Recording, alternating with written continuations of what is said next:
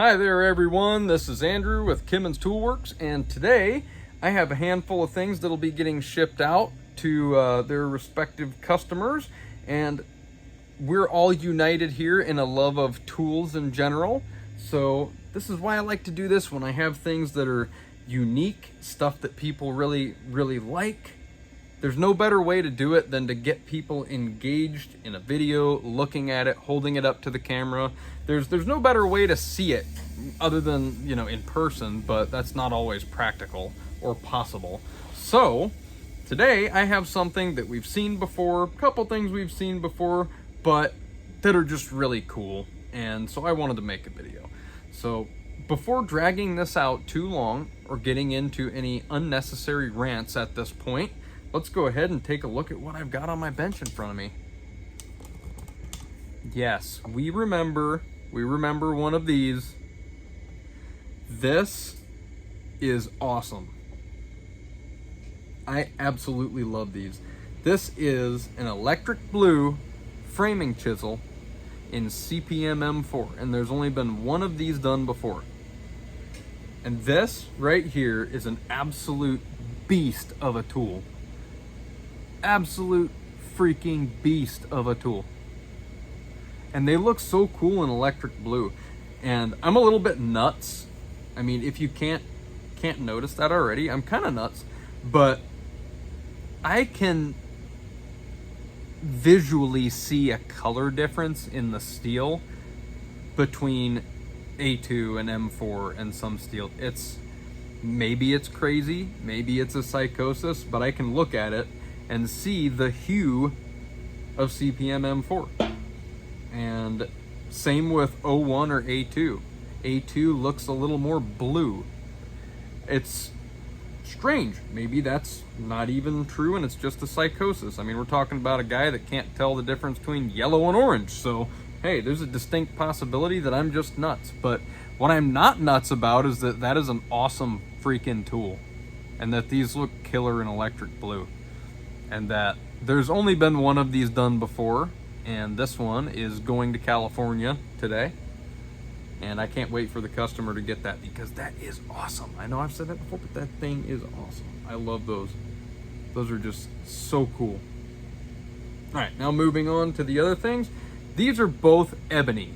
This one right here, and this is a good comparison. I don't know as though I've had a framing chisel and a socket tang paring chisel side by side. I don't remember if I've done that in a video, so this gives you a good comparison between the platforms of the two. Since the blade length and diameter can be almost identical, it's good to get an idea of just how big this one is. Because this is built on a standard bench chisel platform because it's a paring chisel. It's for paring. And here it is, and this is a beautiful paring chisel in ebony, socket tang style with the billet stainless strike cap like what's used on the mortise chisels. These come on the mortise chisels included in the price. And they're an addition on other tools. Which, any of this stuff and just about anything, you can order at any time. All you have to do is email andrew@kimmonshandtools.com and tell me what you're looking for. And that's kind of how the order process works. And I do it that way. Before I get too far, let me pan back up and talk about this. I do it that way to actually make my life a little bit easier, because if I were to just list things on the website for people to go and pick and choose what they want and put them in their carts, which it's totally possible, but I would probably ruin my life because I could not keep up with that volume. And then it's obviously like, well, yeah, duh, that's when a business expands, but I don't want to put my name on tools somebody else made. And that's kind of the intrinsic problem, where if I'm gonna put my name on it and my logo on it, it's going to be made by my hands. Otherwise, I'm gonna call it something else. So, because I can't guarantee anything if somebody else made it. I can't. So That's why I don't do that. It's so that I don't get way too ridiculously far behind, and it filters out a lot of people that aren't too serious about it anyway. So the people that tend to find me really want the tools that I make, and it works perfectly.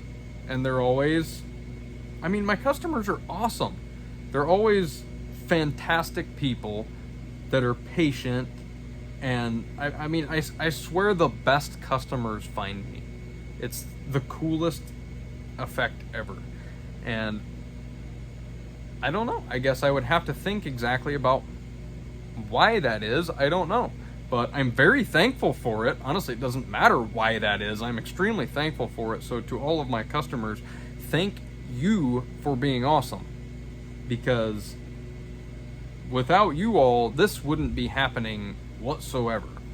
And there's nothing worse than like the stuff with my wife, you know, with her having health issues and medical problems and people bugging and bugging and bugging. Where's my stuff? Where's my stuff? Where's my stuff? It's like everybody's patient, and I appreciate that because it takes me a little while to get to everything sometimes because I'm only one guy. So to all of my customers out there, thank you for being as awesome as you are and making my life worth living. So thank you very much.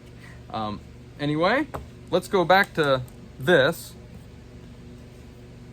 And here we have a 1/2" mortise chisel in ebony. And as I said, the caps come on the mortise chisels as part of it. And these two are going to the same customer. And these two are going to the same customer as well. And these are both cocobolo. There's a pretty big differential in color there, and that's because this one hasn't developed its patina yet. This one's very young. This handle's only been turned for a couple days, so it hasn't had a chance to develop its patina quite yet. But it will. And this customer, he knows that, or I'll at least contact him and be like, hey, you know, the color toward the butt is what it'll become, because that was the part that had exposure to air at the end of the blank. So it'll patina over time. You can see how it gradually, as it's had lesser exposure to oxygen, it gets lighter and lighter. This thing 2 days ago was white. Like white with bright yellow and bright purple. That's how cocobolo looks when it's raw and freshly turned. It's like bright white, yellow, and purple. So, and then eventually the purple becomes black, the white becomes a brown, the yellow becomes kind of a darker brown. It's a really cool material. But this is a 1" in cocobolo, and this is massive. This is a big chisel, and this is on the standard platform. This is by all means as far size-wise as I will go on the standard platform. And when you get into the 1" range, you know, if you feel the need to go beyond the 1" range, it has to go into the framer platform, like the big frame or the big framing mortise chisel that I showed everyone. But yeah, this 1/2", and I mean, this is a big chisel. A 1/2" mortise chisel is pretty beefy. And as everybody may know, that right there isn't wood, that's leather. That's like a leather ring that the blade rides on. So this is what's shipping out today. 3 different orders.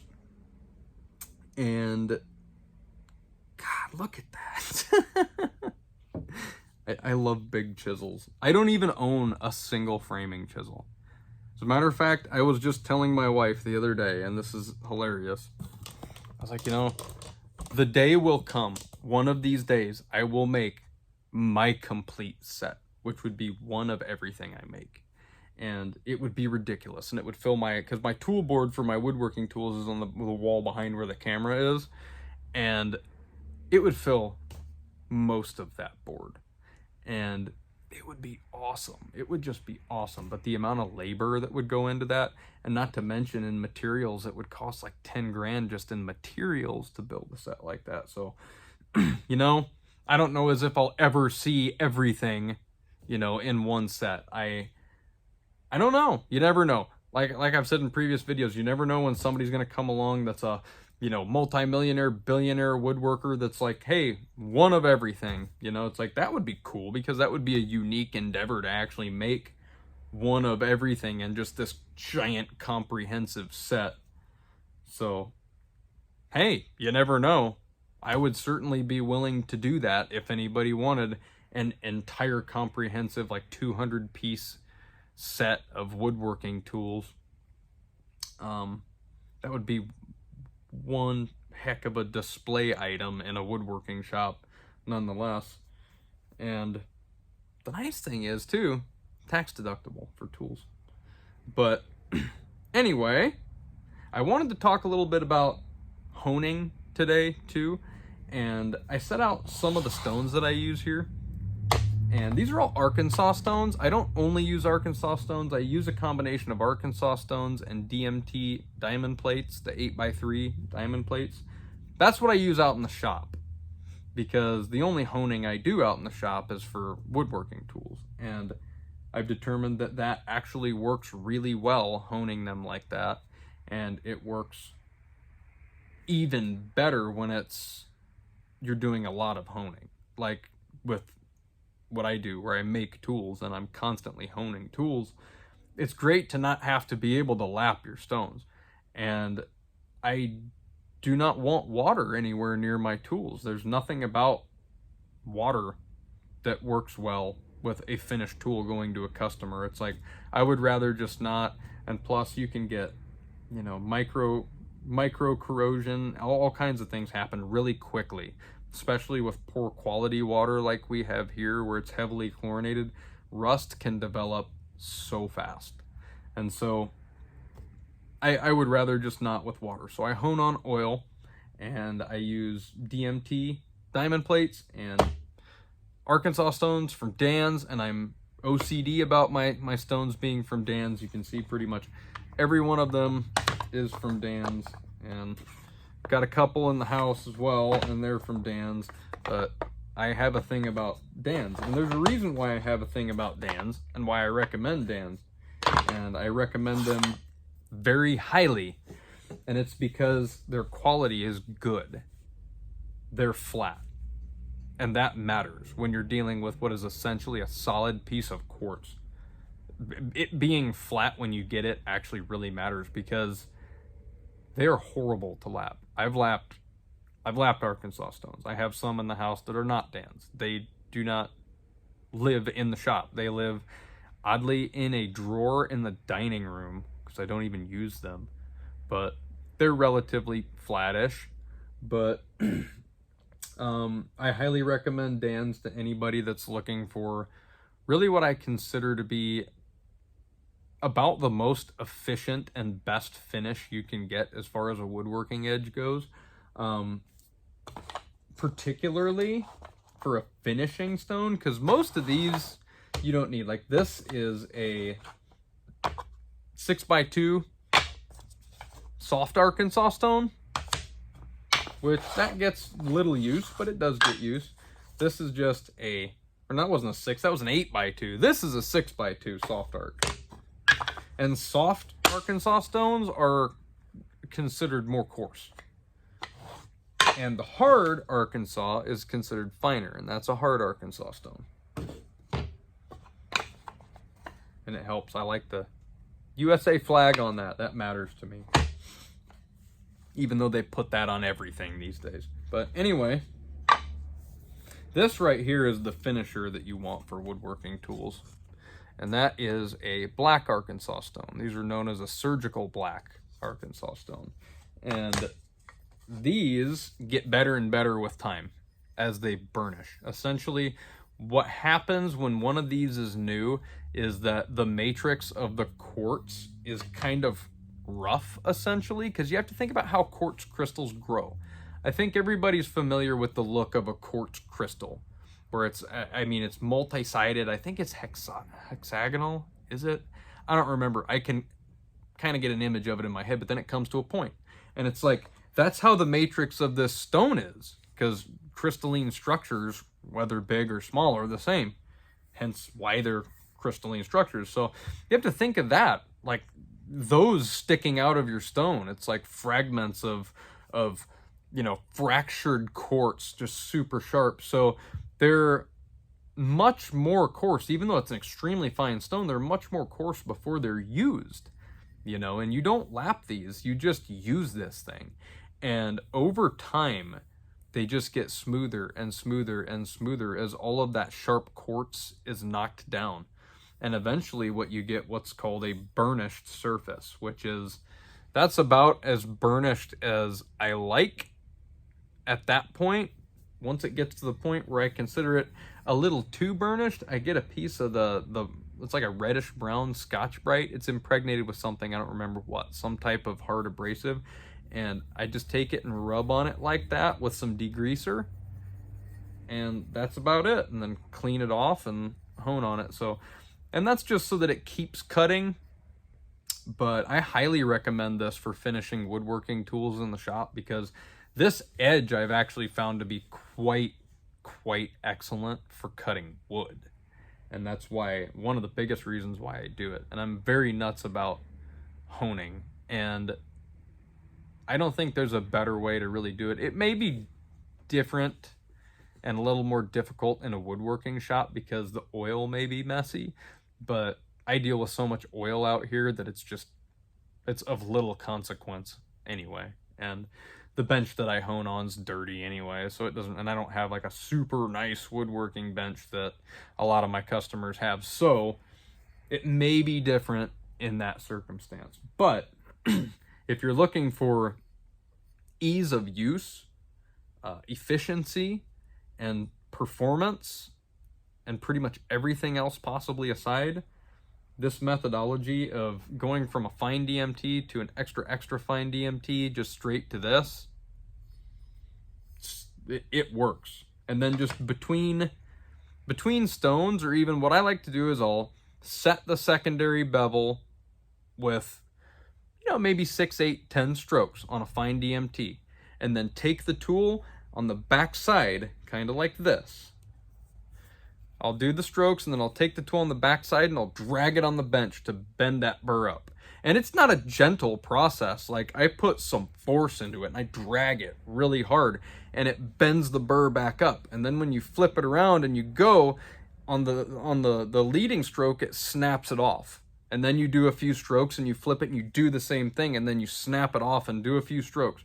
And you get to the point where you're all the way out there to the edge with no burr. Because a lot of times what people will do, and this is just outright not correct, is they will hone and then they will lap the back of it. And what that more so does is bends the burr back up straight. And that'll create what's known as a false edge, because it's really the burr just mimicking the edge. It pokes right back out there, and you don't know. I mean, you go onto a finer stone and you lap, and go onto a finer stone and you lap, and you have like the world's sharpest edge that when you cut a piece of wood, it just goes boom, because it's a burr, it's not an edge.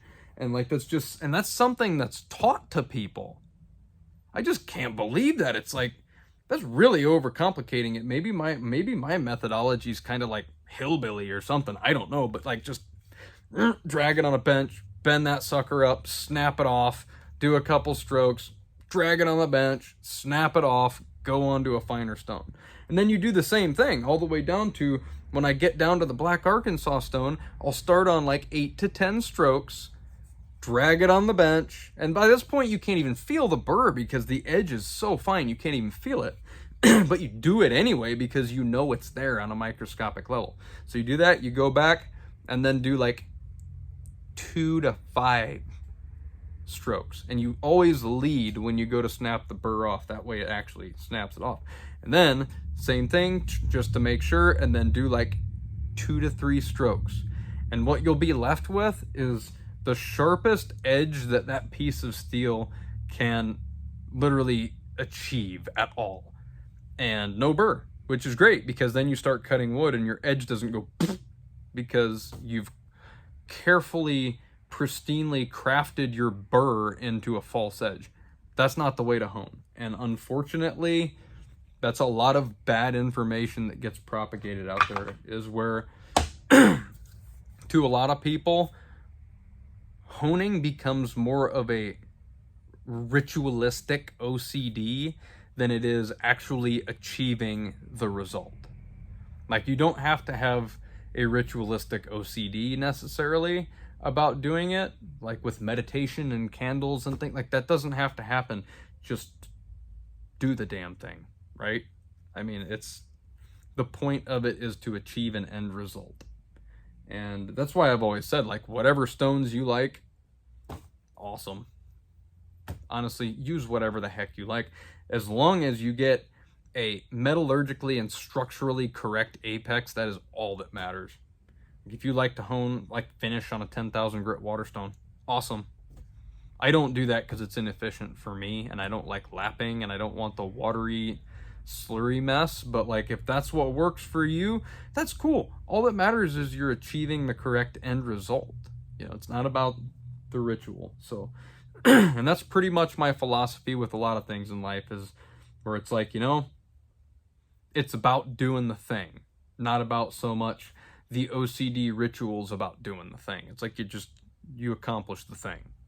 And I feel like that's something that people easily get sucked into with honing. And I've been sucked into it with honing before.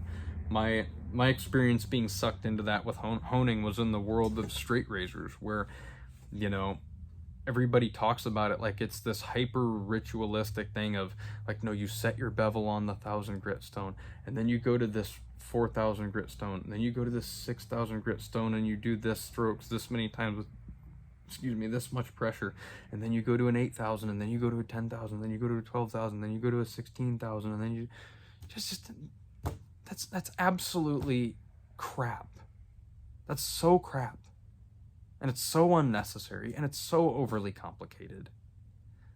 I mean, I shave with a straight razor every time I shave. I don't shave every day, a couple times a week, but I haven't used anything but a straight razor since 2011 was the last time I used anything but a straight razor. So it's been a long time. And I'll tell you, all of that ritualistic, progress 2,000 grits, it's all crap, and it's all so unnecessary. Honestly, how I hone my straight razors, I keep a Belgian conical, a 6x2 conical in the bathroom. And I keep a slurry stone that I got from, the Sharper Edge. The cool dude that owns the thing. He's actually a PhD geologist. Real cool guy. Howard is his first name.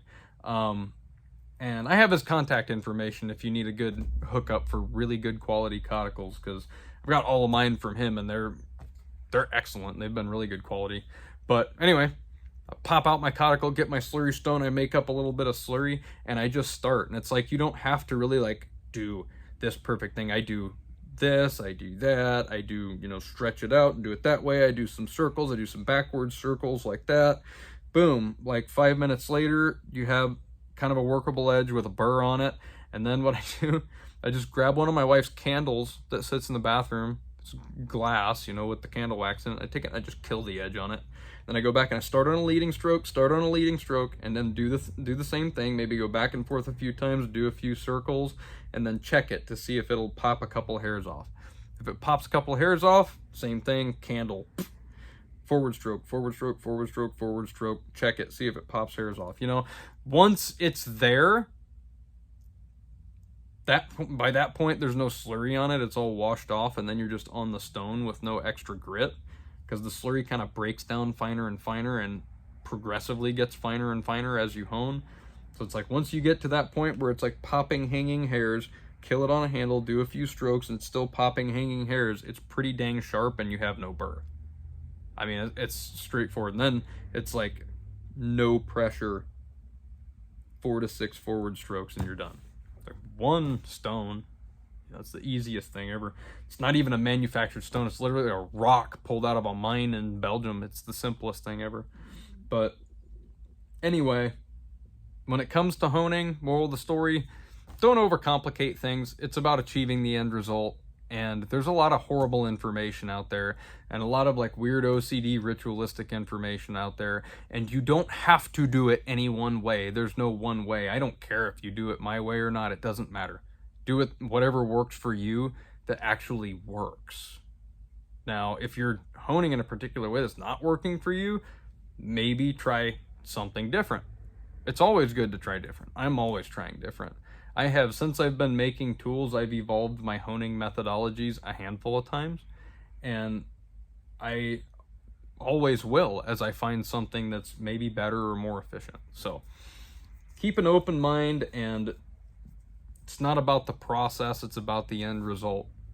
So anyway, I hope you guys got something out of that, and if nothing else, I hope you enjoy that absolute beast, which is headed to California today. David, it's on the way. It's coming. I'm excited about that. Anyway, hope everyone has a great day out there. If you want any of this stuff, Andrew at kimmonshandtools.com. If you want honing tips or want to talk about honing or have questions about it, Andrew at kimmonshandtools.com. I'll be glad to help you out in any possible way I can. So anyway, hope everyone has a great day out there, and I'll see you next time.